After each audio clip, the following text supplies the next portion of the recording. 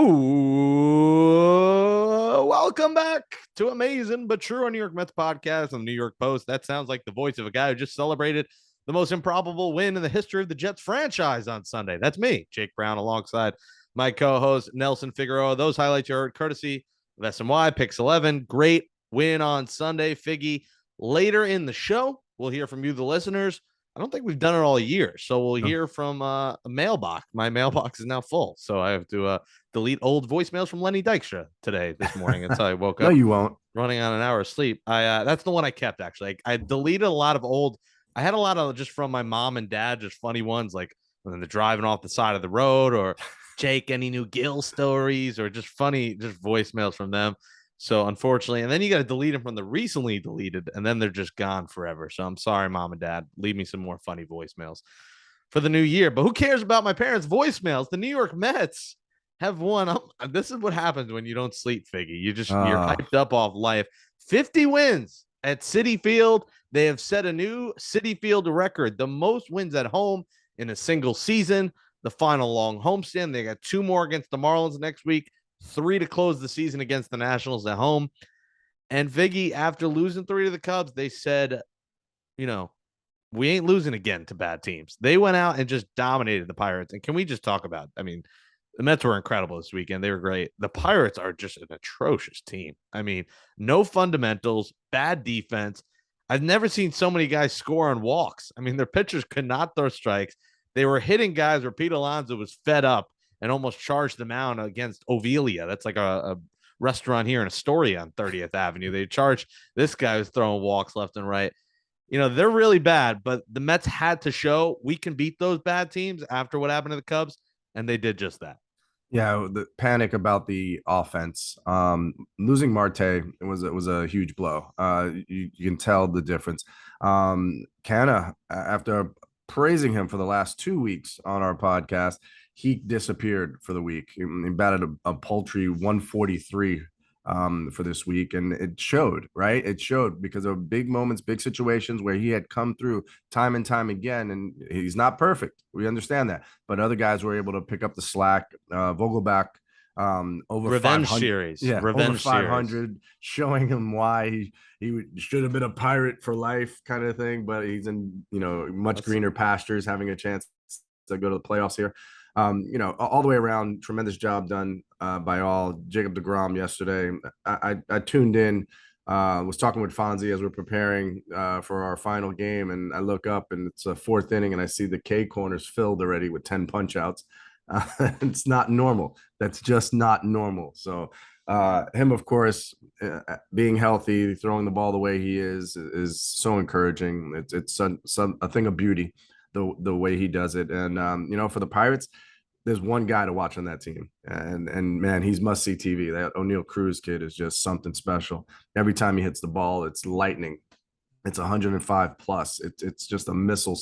As they say, another cruise missile. Ha ha ha. They made a bunch of cruise puns. They said, was it Pirates tied up the game? After the Mets were on cruise control, they were hit with a cruise missile. I'm like, well, here's oh, one Jesus. for you. You said Daniel Vogelback, Pirate for life. His response would be "R." That would be.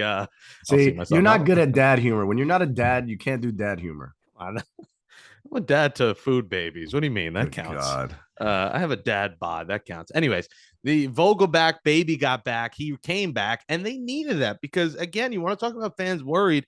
We were all worried about what's happening from this DH position. Mark Vientos, good for him, had his first hit in the big leagues, an RBI single on Thursday night. And it's been him, Naquin, Vogelback, all doing nothing, to the point where we're like, maybe we should give Dom Smith another try. And I love Dom's Dom raking Smith down there. Yeah, but every time we say that, he comes up here and doesn't hit. So, I don't think we'll see Dom. Maybe if there's an injury, he's the next man up. But we don't want to go down that path again. And Vogelback reminded us, you know what? I'm here. I'm good. Maybe it took playing a just god awful team to get it done. But hey, maybe that's the kick in the arse that he needs. I'll see myself out. And the last man on this roster who I've talked about, do you need him? Let's get another bat here instead, proving that he can be the valuable 26th man on this team. And he's not demanding a replay. He's not demanding a recount. But Mr. Gore is stealing bases. See what I did there? Stole second, got to third. Nimmo brings him home. Terrence Gore could be a huge factor in October because this guy is almost an automatic stolen base, Figgy. He knows his role. He did it on the first pitch, immediately got up and went to third. And again, I know it's a terrible team, but if Terrence Gore could do something like this for the Mets, and whether he's pinch running in the eighth or ninth for a Vogelback, for a Nito, for a McCann, he can be an important factor on a championship team. And you could see why he has a shot here to maybe win 3 rings in 3 years. We got to show Terrence Gore some love on this episode. Yeah, no, that's exactly why he's on that roster is the speed. Undoubtedly one of the fastest players in all of baseball, knows how to steal bases, knows how to run the bases, watching the dirt ball read, ball in the dirt, kicks off the catcher's shin guards, whatever. He's at the next base already standing up. I think that's something that is lost in today's game is the speed element. And that's something that the Mets, did a great job of in the beginning of the season, where it wasn't a ton of home runs. It was team speed, going first to third, scoring from first. Vogelback again, going viral because he was trucking around the bases. But I think it's the team speed that has really helped this team take their game to another level. The swings and misses are fewer and further between. If you look at the stats throughout the week, you're going to see mostly, I think there are only 2, maybe 3 guys with over 30% strikeout rate, which is the major league average right now. You see guys in the teens, barely in the teens, some of them below, 10% strikeout rate, which is what you really try to do as a hitter. And the way to do that mostly is be aggressive, avoid 2 strikes, or just be very selective with your 2-strike approach and putting the ball in play. Mets have done a tremendous job of that. So guys like Lindor, he's still going to swing for the fences. He's trying to rack up those RBI. So he has, he's like a 34%. But some of those other guys, you're looking at barely 10, 11%. And that's exceptional. That shows plate discipline. That shows approach. That shows preparation and plan and executing. So all the things that you would hear Eric Chavez saying in their meetings, this is exactly what they want to do, especially against a bad team who throws around the strike zone, young pitchers who are going to make mistakes, take advantage of that. And the Mets did all weekend long. And I love small ball, Figgy, and it's nice to see that from Gore because yes, the Mets still had opportunities, especially Sunday. DeGrom was good, but then he gave up that home run, and that seems to be something that's been happening to him. He's getting either gas or not. Maybe mentally is not there in the 6th inning. Gives up the homer. It happened to him earlier, a couple of weeks back as well. I love that. It happened a couple of weeks ago. Well, because he wasn't here all year, season. So, well, I know, but that's a few times where he gives up, late in the game, Figgy, he gets a little gas. So, it is something to watch because come October, you want him not pitching 6 innings. You don't want him pitching 7. You want him trying to go 8 innings. So in the 8th inning, got guys on. Buck's gonna have a decision to make. Do I go to Ottavino?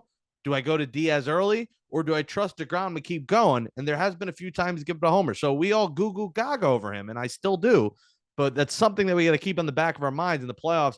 Can he go that 8 innings? He hasn't had that stamina to do so. And that's what's going to be watching October. And we're hoping the first week in November. Yeah.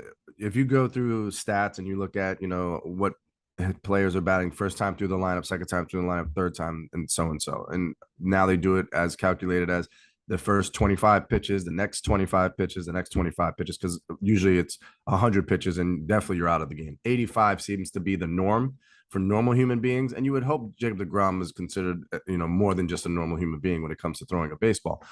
Unfortunately, it's just the way that new baseball is played. I don't understand it. I don't get why that is. It's like all of a sudden people said you can't go, complete games anymore. And all of baseball went, okay. And every time somebody does go a complete game, they got to get shut down for weeks or months because they got to recuperate.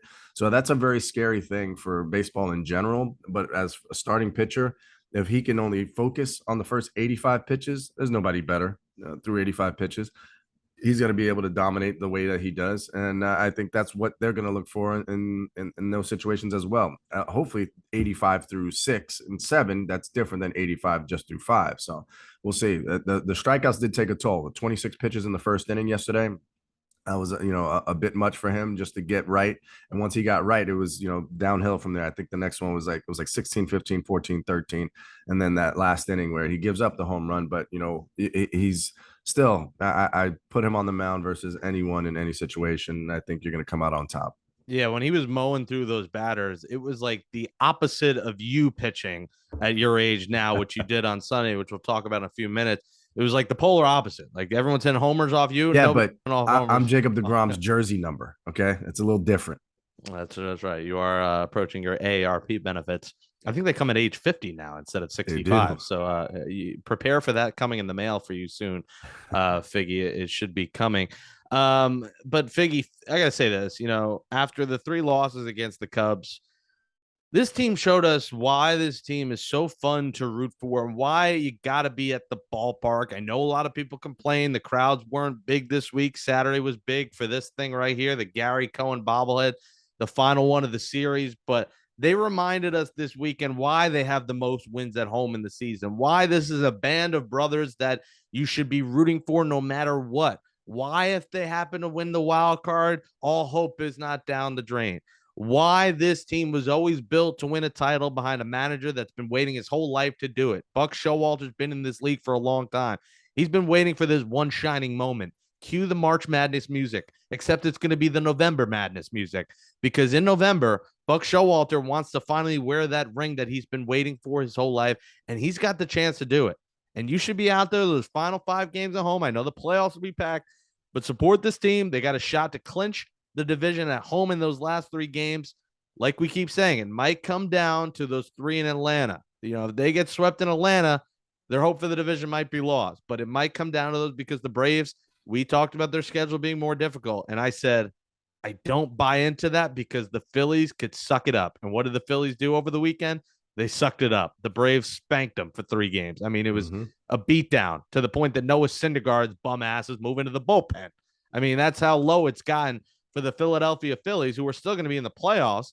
And I shouldn't say all this smack talk because we got to play them and lose. I'm going to look like an idiot. But Figgy, they showed us this weekend why they are to root for. And coming back on the hill tonight on Monday night, it is this guy, Mad Max Scherzer. I You think you're need making him. those. Yeah, what was I think you're making those you mean? in your bathtub. I can't even make a waffle. You think I can make a I can't even make a banana. I can't even open a banana. You Make think a I can? banana. See, he thought he could make a banana. Yeah, Unbelievable. I make pizza bagels and they get stuck to the tray. You think think I can Jesus. make a bobblet? So anyways, yes. So Scherzer's on the mound, and it would be a statement, Figgy. If you could clinch, all they need to do is win one against the Brewers. Hopefully they don't get swept. 3 in Milwaukee, Mad Max back. Hope he stays healthy, but it would be a really cool moment for this team to clinch the playoffs with your starter on the mound who's starting either game 1 or 2 in the playoffs. And I hope Mad Max can get it done tonight. And I know it's just a wild card spot to clinch, but to clinch the playoffs is always a cool moment and would be the cause for celebration. All this team's been through this year, the adversity they've battled. No reason to not pop several bottles and maybe eat some cheese in Milwaukee tonight. Yeah, there'll definitely be some cheese available. That's for sure. Mad Max coming back. Just hearing those words is jubilation for Met fans. You want one of those 2 guys, and if you can have those guys back to back in any series, and then of course in the playoffs, you stand a really good chance in the first 2 of any series. So he looked sharp down in Syracuse. No ailments with the oblique, the side, whatever else was bothering him, and that's kind of where we're at in baseball as well. You have to monitor people's innings and workloads as you get towards the playoffs, and with the expanded playoffs, you kind of have a feeling that the Mets were going to be there the whole time. So you did little things where if a guy says, I'm a little fatigued or I'm a little tired or I feel a little down, hey, give him time off. The troops can weather the storm. McGill, of course, again, you have all these other weapons at your disposal, which is such a huge thing to have. Now, when they have to set this playoff roster and the bullpen, it's going to look much different than it is now. You're not going to see some of the familiar faces from the other side of Mets land where you're normally pissed off. Why is this guy in the game? You're not going to see those guys. So you're going to see the starters. You're going to see maybe some starters doing some long relieving or middle relieving, and then you're going to see the back end guys who've been so consistent all season long. Diaz. You have Diaz, you have Ottavino, you have Lugo. Those are the 3 that you're counting on to get the job done. And I think without a doubt, when you have Mad Max coming back, everybody's all smiles in the clubhouse and ready watch an ace go to work. And tonight you get Tyler Big Drip McGill back. Hearts, let's go in the chat and Zoom and let's play that sound from Buck on the nickname Big Drip. Because you know me, wearing the gold chains. I'm a Big Drip guy. Let's hear what Buck had to say about Big Drip. You say shortly with McGill, is that days or minutes? Shortly. Could be today. He is dripping around in there. I don't know who gave him that, but nice going. I walked by him. I said, I can tell he's got a great face going right now. I can tell. What does he say? You got a great face going. I mean, does he know Game that Big face. Drip means ice? Does he know that it means chains and it means Swag? He just, it's swag for the old school guys like Buck. He knows what swagger is. He knows it's just his as big as he is, he's a large human being as he is, moseying around. He's got his game face on. All the good things that Buck wants to see, because McGill's been busting his butt to get back to the big leagues and be able to help this team out. So to have him back again, weapons aplenty, and Buck will take full advantage of that by getting him out there as soon as possible. Some would say Tyler McGill is the Jake Brown of the Mets. I mean, with the name Big Drip, he might be my alter ego. We don't look. Someone tweeted me, a couple of people, I think it was Tess. She said that I look like the Pirates pitcher. You guys could confirm this. I think it was, what was it, Bryce Wilson? Was that his name? Look up the picture of him now, and I want to get feedback because he kind of looks like a doofus, and that I don't want to look like a doofus. Now I'm looking. Do you see that? I think I look better than him. I'm actually a little offended because he kind of looks like a dweeb. But what do you think? Bryce Wilson. BRYSC. Hearts. Do you think there's similarities there? I mean, it's definitely, I do see some similarities. I mean, the biggest difference though is that he has hair and you don't. But facial wise, I mean, I can see it a little bit, but no. But it's not super close. There's a side profile of him here. I get it now. Think? Do you see it? I get it now. Because he got a little bit of a thick face. Is that what you're saying over here? Oh, it's not his face. He's a couple pounds over where he needs to be. A little chubby. A little chubby checker over here. Let's see. The Braves days, he has his. Oh, there it is. I got the full just head shot. There is one, the Braves one. It kind of looks like me a little bit. But I don't because in the past I've got Mike Moustakas is my doppelganger. So that I think actually makes a little more sense. That's a little closer. Yeah. Although again, not the two most handsome fellas in baseball I'm getting compared to, but I guess I'm pretty average, so it's fine. All right. So Mike Moustakas and Bryce Wilson. Yikes. Well, Moustakas makes a lot more money. So I'll take the Moustakas comparison. Well, the Mets, a big series against the Brewers, because guess what? The Nationals are playing the Braves, which means the Braves are probably going to sweep another series. So this division could be in the Braves' hands, at least in the lead by the end of the week. But then the Phillies will have to help the Mets. That'll be in Philly for 4. The Mets will have 3 at the A's, 2 Marlins, the big Brave series. Braves close with the Marlins, Mets close with the Nationals. So Big Drip's back Monday. Max Scherzer's back Monday. Drew Smith will be back Tuesday. Drew Smith just has to be better. He was great for a while and then became a headache. So I hope coming back from this injury that Drew Smith could be good, because he could be a big bridge guy. Well, Figgy, lots more still to do on this episode of Amazing But True. Your New York Mets are 93-55 on pace for 102 wins. How about that?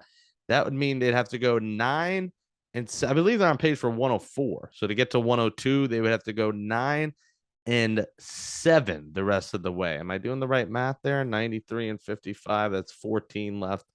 It's 14.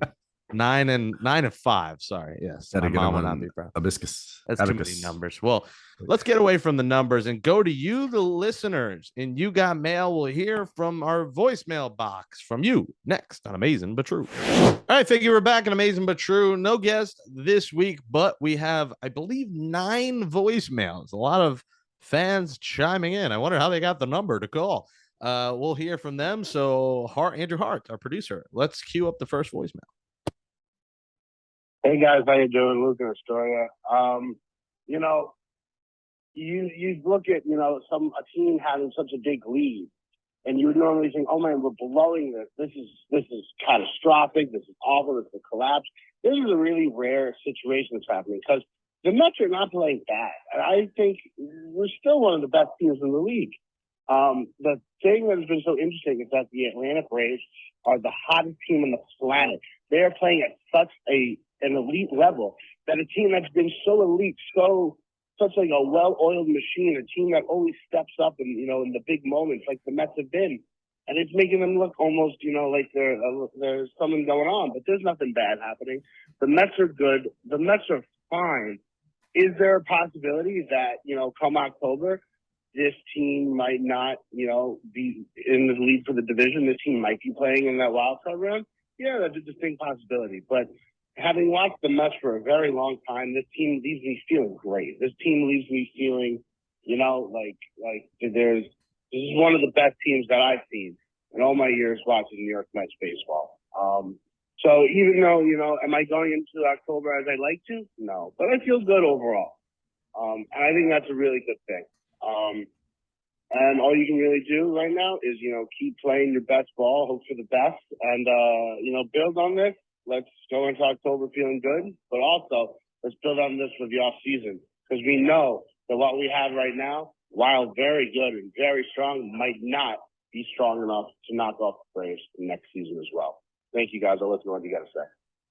I would make fun of Luke for rambling, but it is his wedding in 2 weeks. He's actually the wedding I'm going to in near Atlantic City, where we're hoping to do the show at Ocean on that Mets Braves Sunday after that Sunday night game. His wedding is in South Jersey Saturday. So if it wasn't his wedding, I would roast him for leaving like a 2-minute voicemail. But I do share the positivity. Where'd you guys meet? Adderall Addiction Anonymous? No, he you think I have ADD? He is worse than me. We lived together for 4 years. He was my roommate. He was known. He might get mad I say this, but he was known as roommates. He would take long times on the toilet and just scroll through his phone. So he'd be in the bathroom for like 30 minutes. Like, you're gonna get hemorrhoids sitting on the toilet for that long. I mean, he'd be on the toilet for a while, like just scrolling through Twitter or like texting me. I'm like, all right, back to the voicemail. I'm like, Luke, I gotta piss. Get off the toilet. We share his positivity though. We said you don't have to win the division. It's not the end of the world. They don't win the division. Correct. He's absolutely correct. Everything that he said, you listen, the only team in baseball better than the Atlanta Braves has been the Los Angeles Dodgers. But the Braves have made the Mets have to keep pace the way that they are. And they still are in first place. They still are playing tremendous baseball. They still are the team to beat. It's exciting. This is what you want for September. Something to play for, something to get, really excited for. Go watch the games, go pack the stadium. This is exactly what you would have signed up for, sight unseen, way back in February after all the, free agency and everything else is over with. Now the Mets are playing, better baseball. It doesn't care who it's against because it doesn't matter if they won it in April or they win in September against the Pirates. They have to beat the Pirates. They have to beat the teams that they have to beat. And statement-wise, they have to beat the Braves. If they can take 2 out of 3 from the Braves, then that, again, sends a message to the Braves and the rest of baseball that this team is not done. They didn't peak too soon. None of those things. Look across town. The Yankees had a 15-game lead, and, it's only 5.5 now. And that can crumble very quickly as well. So I think the Mets are just fine. They're going into October. Let's be happy with that, and we still have 2 weeks left to go. Remember that he was already cashing it in. That curling into October. We don't know what happened as of yet. I'll start October seeing him get married. What do you say? Happy wedding? Is it what is like the happy tying the knot? Congratulations. That's all you say? Mazel tov, maybe. Yeah, a little mazel tov, l'chaim. Congrats to Luke and Britt getting married. It's a far trek, but I'll end up at the blackjack table, I guess, on a Saturday night. Always a silver lining for Jake Brown. Yeah, well, a big football Sunday at the sports book, and then I realized the Mets are the night game, so Sunday night against the Braves. I want to clinch at home, but that'd be pretty awesome if they end up like sweeping the Braves and clinching on that Sunday, and then Amazin but True live from the degenerates of Atlantic City. It would be just a fantastic. All right, let's go to voicemail number 2. Thanks to Luke for voicemail number 1. Hi, Jake and Figgy. This is Amy from upstate New York. Diehard, longtime Mets fan here. I gotta tell you, after we swept the Pirates, we're going for the division. These boys are definitely going to grab the division, and I'm ready for October. I do have a question for you guys. Do you think Starling Marte will be back before postseason? Thanks for everything. I love your pod. It's the only Mets podcast I listen to. Thanks, guys. Thanks to Amy. That is very nice. Appreciate you listening to the show, of course. And I'm a little worried. I got to say, to answer a question, I agree with everything else she said. I'm worried about Marte because they're saying they hope he's going to be ready before the playoffs. But the fact he can't really put a grip on a bat is like a little bit of a concern because you need him to be able to grip the bat. And this lineup is light years better with him. So my gut thinks the earliest Figgy he'll be back is maybe the last 3 games against the Nationals. But I have a feeling his return might be game 1 NLDS. And the hope is that they get there because think about the extra off days. The season one Wednesday, NLDS game 1 would be the following Tuesday, October 11th. So you get a little 5 to 6 day layover there. And that might be the layover that gets Starling Marte ready for game 1. I don't know if he'll be back much sooner. Yeah, and in what capacity? What can he do? You're worried about gripping the bat. You're worried about rust of not being able to hit and stay sharp and stay as productive. But he is also a game changer in every facet of the game with his defense, with his arm, with his glove, with his bat, with his speed. That's another element, right? Again, you can use him, whether it's to pinch run, whether it's to, maybe he can lay down a bunt, Jake, just for you. He can lay down a bunt and do some other things if he can't swing the bat. You just want to have him back. You're going to have him. Definitely, he's going to be there in the dugout. He's going to be ready. He's going to do everything he can to play. We've seen him come back from several injuries this year. And, you always go back to players like Juan Lagares. If he could only stay healthy, he could only stay healthy. And it was because he played so hard, diving for balls and running into walls and things like that, that he seemed to always be banged up. Marte is a physical specimen, and there's no 2 ways about that. So I think he's going to be ready, and I think he's going to be able to be a productive member of this team come October. Yeah, and I'd love to see him the last 3 games, but like if he's not fully ready, just save him for game 1. Yep, I mean, there's absolutely. no point, and it's a tough situation because you're like, oh, well, put him at DH. Well, if you can't grip a bat, you can't put him at DH either. So I mean, maybe he's a pinch runner and he's Terrence Gore, just a better version. But you want him to be able to do everything, and you want him in right field. You don't want him at DH. You don't want him anywhere else. You don't want him as a pinch hitter. You want him every day, 4 out of 5 at bats. So my gut says game 1 or maybe the last couple of games of the year. All right, what's the next voicemail, Hearts? Hi, my name is Stephanie Flam. I'm from Long Island, New York.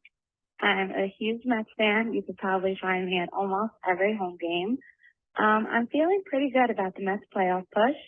The Little Rocks getting swept by the Cubs, but they bounced back and swept the Pirates. And I'm feeling good if DeGrom, Scherzer, and Bassett are starting in the Atlanta series coming up. And my question for you guys is, do you think that the division is going to come down to the Atlanta series, and how do you see it playing out? Well, if you couldn't tell Steph is from Long Island, then you're deaf and need new ears. But thanks for the call, Steph. You can also find me at every home game. 62 this year. I've been to 56 home, 6 road. So I'm hoping to get to 60 before the regular season ends. But yes, we said it, Figgy. If you get swept in Atlanta, it's probably over because the way Atlanta's playing, they're beating everyone. That the Mets just have to stay around tied or 1 up or 1 down.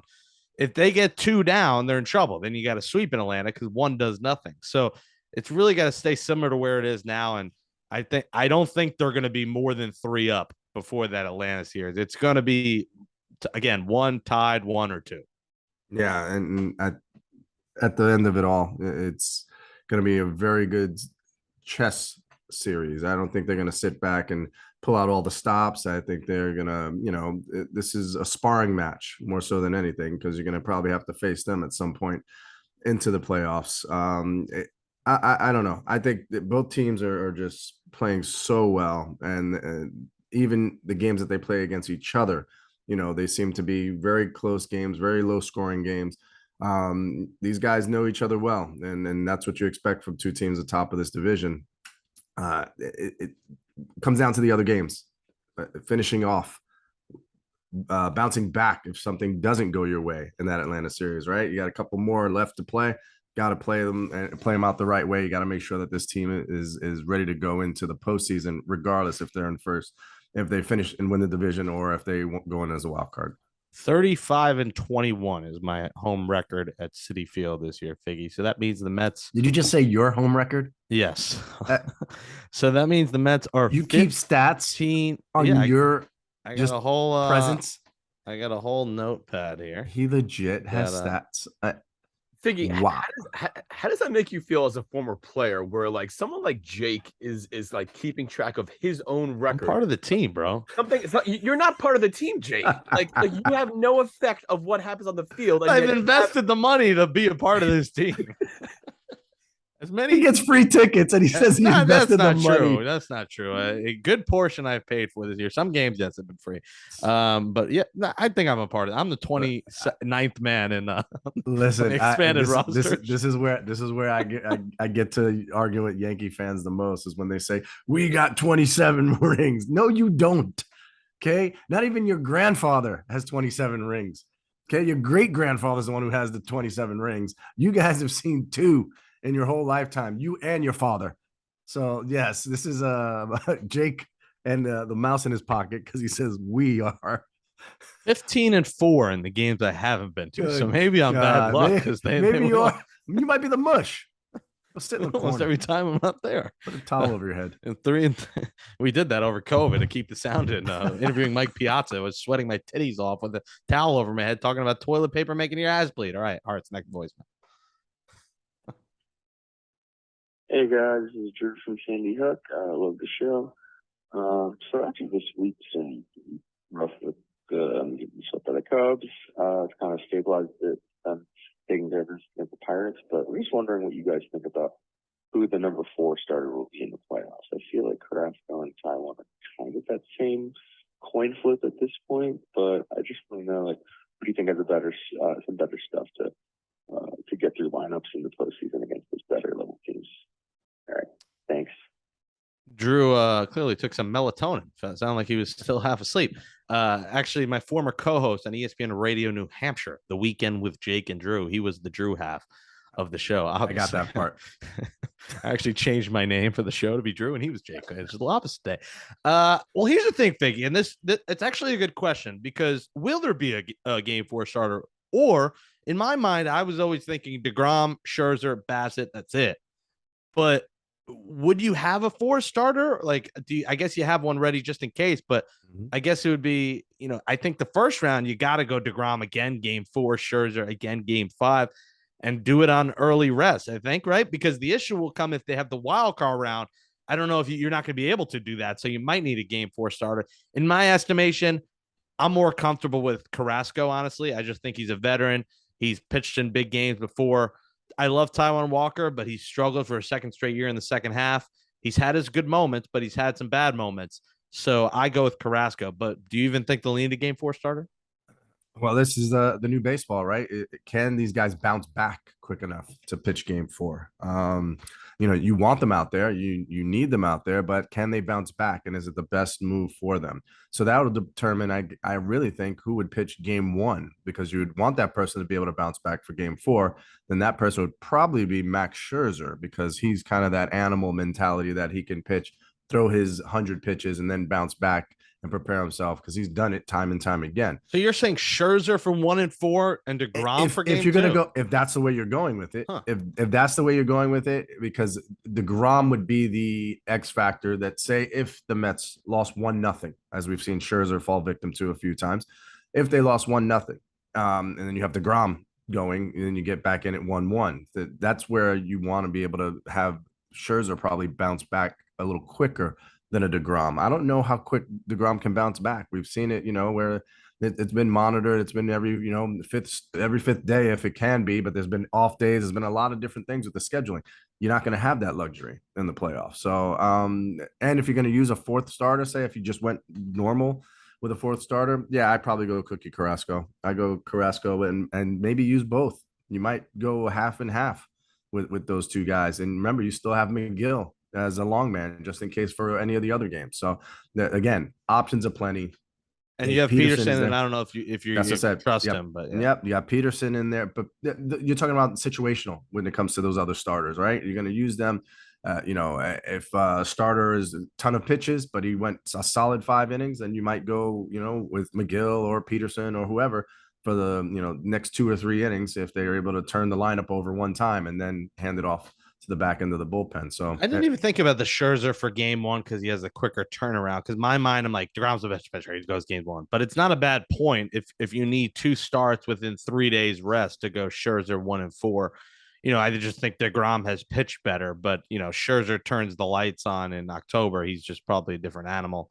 So, and he's pitched there more. It's weird because DeGrom, we're like, he's incredible. He's incredible.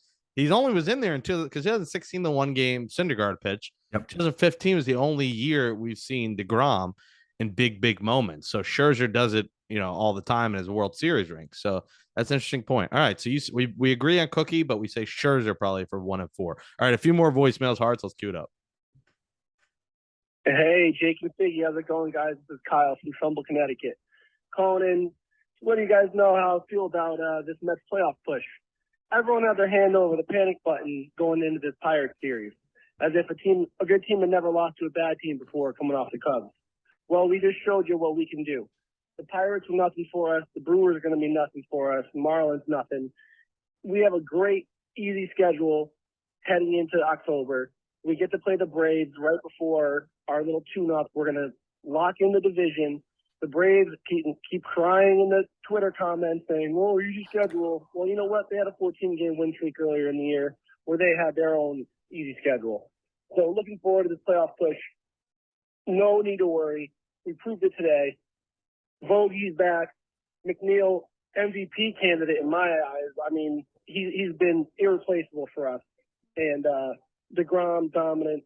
Scherzer coming back. Everything's looking good. I agree, Kyle, from my old hometown of Trumbull, Connecticut. He's positive, and it's interesting because I almost mushed the Mets when I said, don't panic, and then they get swept by the Cubs. I'm like, please don't do this to me. They're going to play this tape back on old tapes exposed for years to come. But and then they turned it back around. I agree. I'm positive. No need to worry. A lot, and I've been getting it too from Braves fans in my message. It's just like crying Braves fans. It's like they are an insufferable fan base, especially on Twitter. I mean, they are really annoying. McNeil MVP, the league's a little crazy, but for the Mets, he's been an MVP. I mean, he's up for a potential batting title, and you can't underlie his defense. That catch he made against the wall in right field the other day was remarkable. He's been able, they have the new utility gold glove, although he's played most games at second. I honestly think he should be 1 or 2 at second base to win a gold glove. And I hope he does win one because he deserves it. He was an all-star this year, Figgy. I agree. I'm positive. Not too worried about the schedule.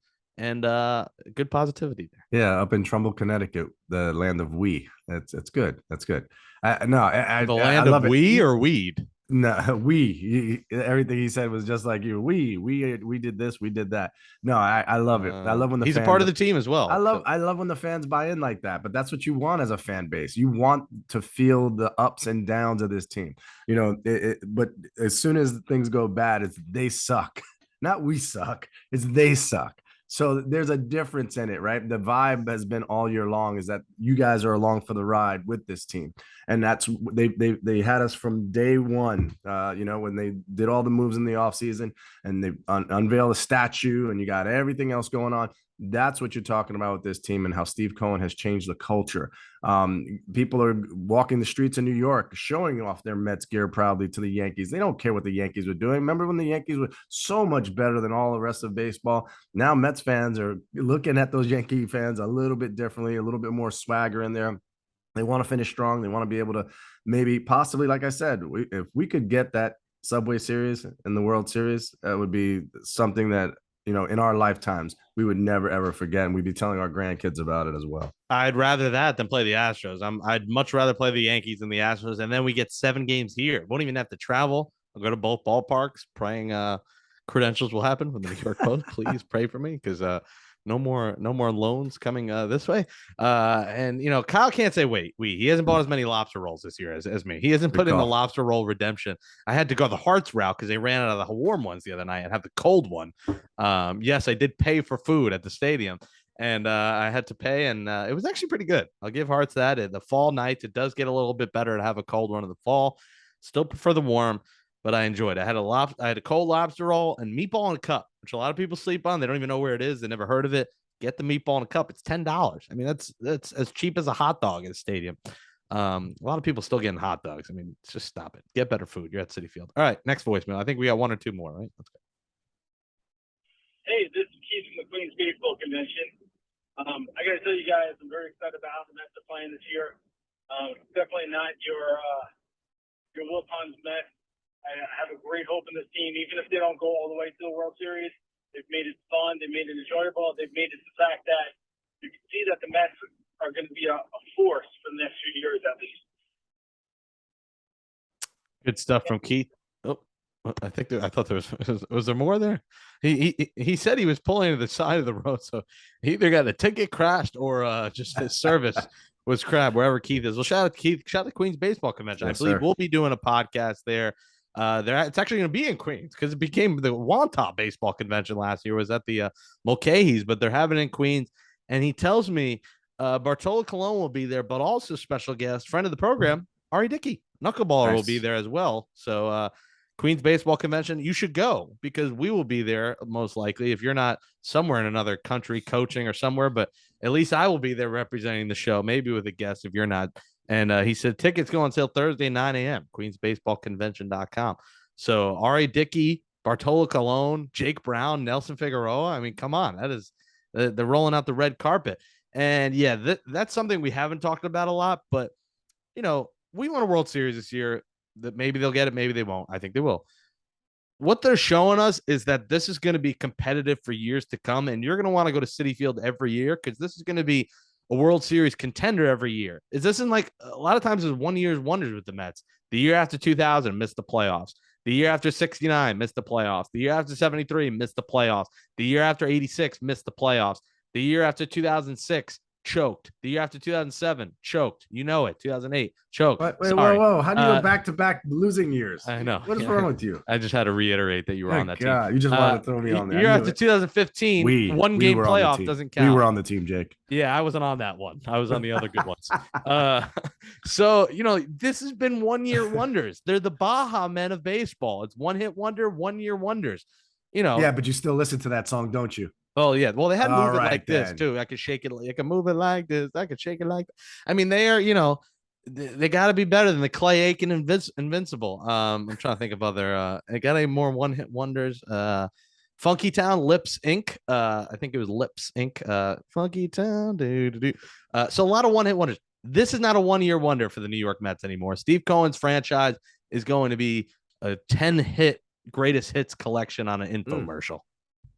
Nice. I like what you did there. And yes, that's what it was all about when he took over, and you knew that it wasn't going to be a problem with writing checks. They're not the Wilpons Mets anymore. They're Steve Cohen's Mets.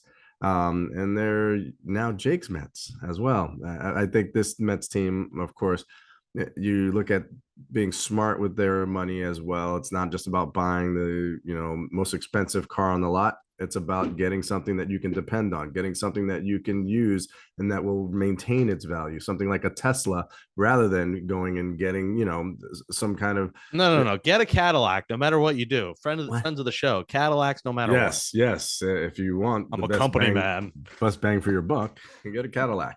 No, I think that's what you're looking at is the longevity for it as well, because there are some things that are coming up, right? You got to sign Pete Alonso to a long-term deal. What are you going to do with Brandon Nimmo? What are you going to do?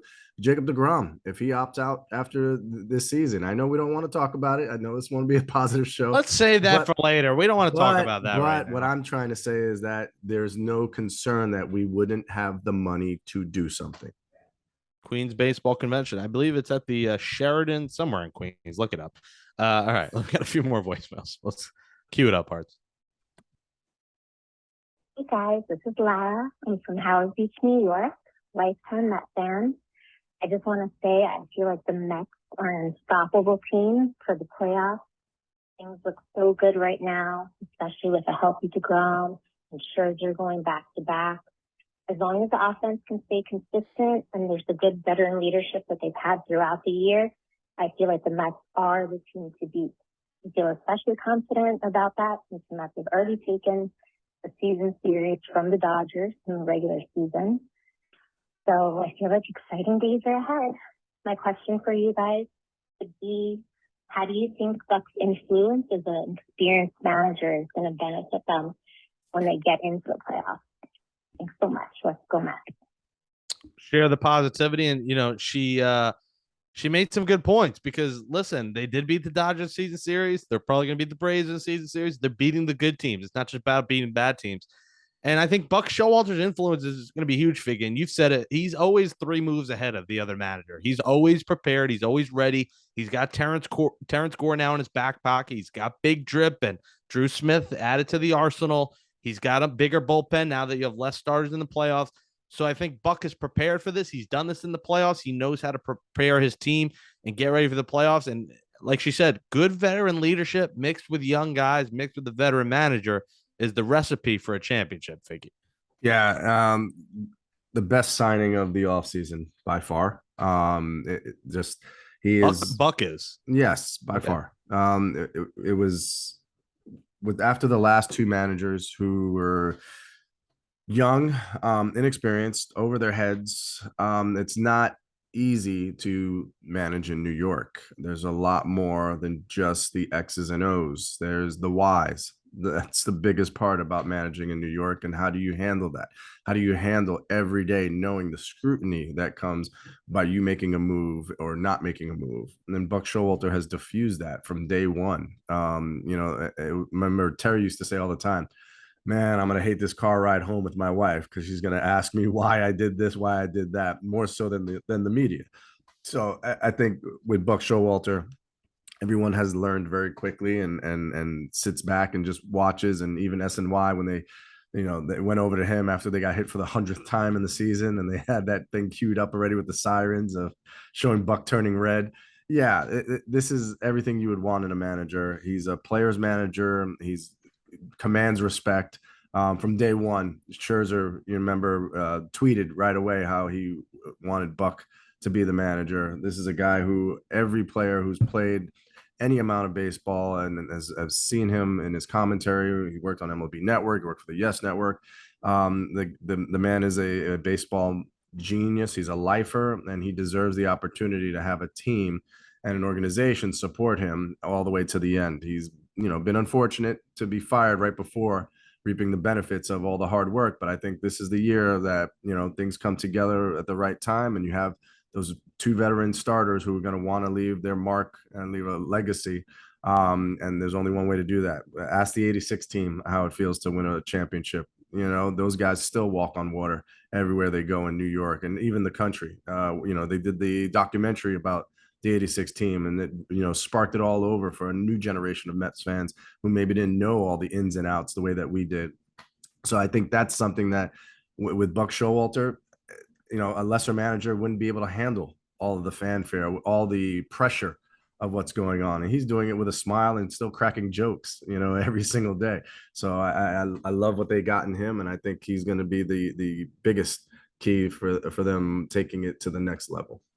All right, yes, Buck Showalter, this is his time, and I hope I'm interviewed on the 2022 Mets documentary when that happens. I want to be part of that. I want to be on SNY in 2047 when maybe by then I'll have a wife and kids. All right, we got 2 more voicemails. We'll play them back-to-back cards. We'll react quick because I know we're running out of time, and we'll close up shop.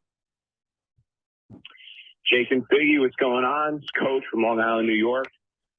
Pretty excited about the playoff push of late. Not really counting anything until we're division winners, so no celebration from me once we're actually playoff eligible. But when we actually win the division, it'll mean something to me.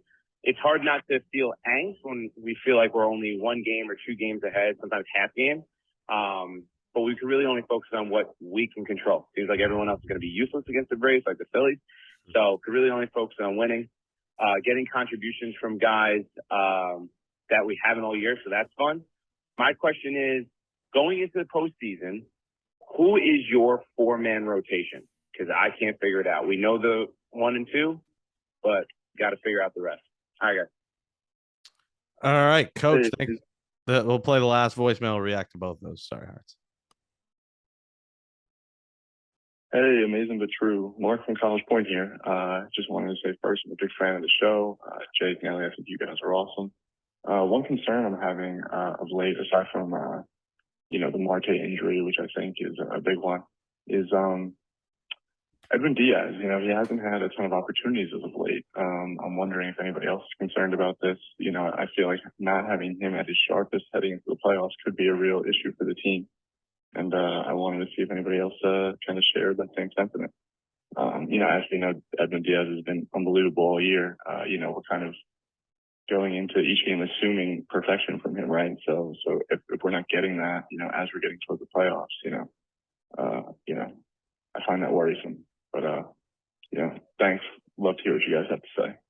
All right, good calls there from Mark and Coach. So, Coach, we kind of responded. We said DeGrom, Scherzer, Bassett, and we like Carrasco as the game 4 guys. So those are our 4 starters. Interesting. He's not going to celebrate, the wild card clinching tonight. He's waiting for the division. So, and I don't blame him, but listen, the Braves are doing incredible things. So I'll still enjoy this. But of course, we both 100% want the division. And to Mark Figgy, not a bad point there. Diaz has barely pitched. He hasn't pitched in a high leverage spot in a bit. It feels like since the Trumpets, we haven't really seen him since Timmy Trumpet came live. Finally followed me back on Twitter. It took him a while the other day. Got this cool card, actually. Let me show you real quick. Timmy Trumpet Tops card. Shout out to Danny and Delta. Gave me this cool little Timmy Trumpet commemorative card.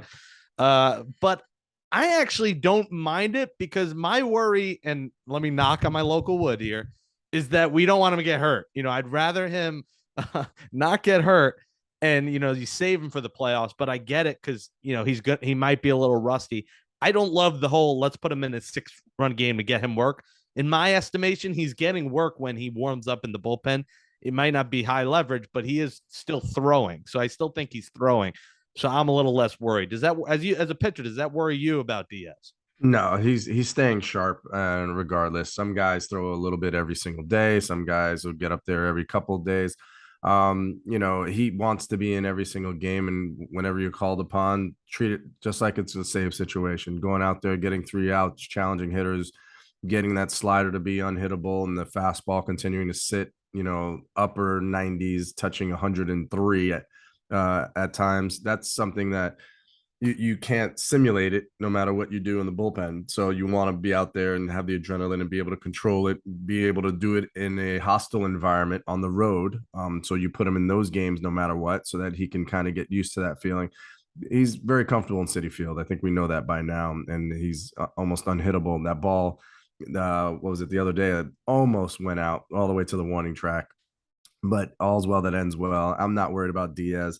I think we're over those nerves. I think Diaz is over those nerves. I think Diaz is now at that elite level of closer again, where it's lights out. It's a guy who effectively has the same stuff as a Jacob deGrom, and coming out there in the 9th inning after you've been lulled to sleep by some middle reliever who's coming in and changing the tone, turning the lineup over. He gets those 3 guys, and it's usually lights out. So I'm not worried about Diaz at all. I think they'll get him in situations, and they're not going to just rest him for 2 weeks, even if the scores are lopsided for some reason. So again, we praised Buck and using his bullpen and his ability to give every guy on this team a chance to be successful. And you know how it works, Figgy. They'll be, a week without any kind of save opportunities. Then they'll come up 5 days in a row. The Mets will be up 3-2, and you're going to need him.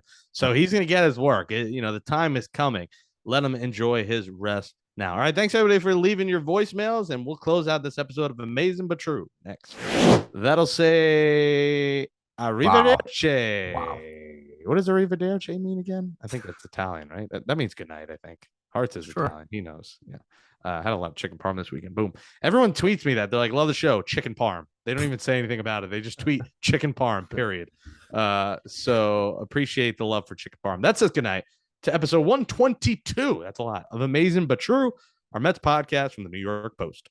Thanks to you, Jake and Andrew Hartz, for producing the show. As always, catch up on all episodes of Amazing But True by subscribing on Apple Podcasts, Spotify, Stitcher, or wherever you get your podcasts. Give us a 5-star rating on Apple and Spotify with a nice review, please, on Apple.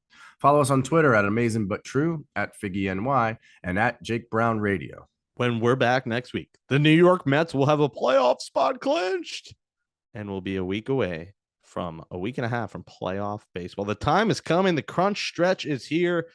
The crunch berries are here. For Nelson Figueroa, I'm Jake Brown. We'll be back next Monday following the Mets 3-game series. Yes, in Oakland. So we'll hopefully be celebrating. We'll pop bottles virtually tonight after Max Scherzer hopefully gets the win and the Mets have a playoff spot secured. Hallelujah. What a season. It's been fun, and we'll catch you next week. We'll take you through the entire playoff run. Thanks for listening to Amazing But True. And as always, Figgy, let's go Mets. Wait, before we finish, I forgot to mention you pitched again. What happened? What happened? I heard you got a fight. No, I didn't get in a fight. 2 quick outs. Next guy hits a blooper to left field, keeps the inning alive. Then I hung a slider. Guy hits a 2-run home run. But he did it with a little too much flair for my liking. Flipped the bat up in the air as high as he could. So I waited for him in front of home plate and asked him why he did such thing. And his response was, "I'm just competing." And I said, no, that's not competing. Competing is when you hit the ball and it went over the wall. What you did was extra. And if you want me to sign a ball for you, I will. And I took the baseball and rolled it towards his dugout with him. You took the ball that the umpire threw you? The ball the umpire gave me. Because the one he hit landed in the East River, correct? Or the Atlantic Ocean? If it landed in the East River, my friend, that would be some kind of world's record.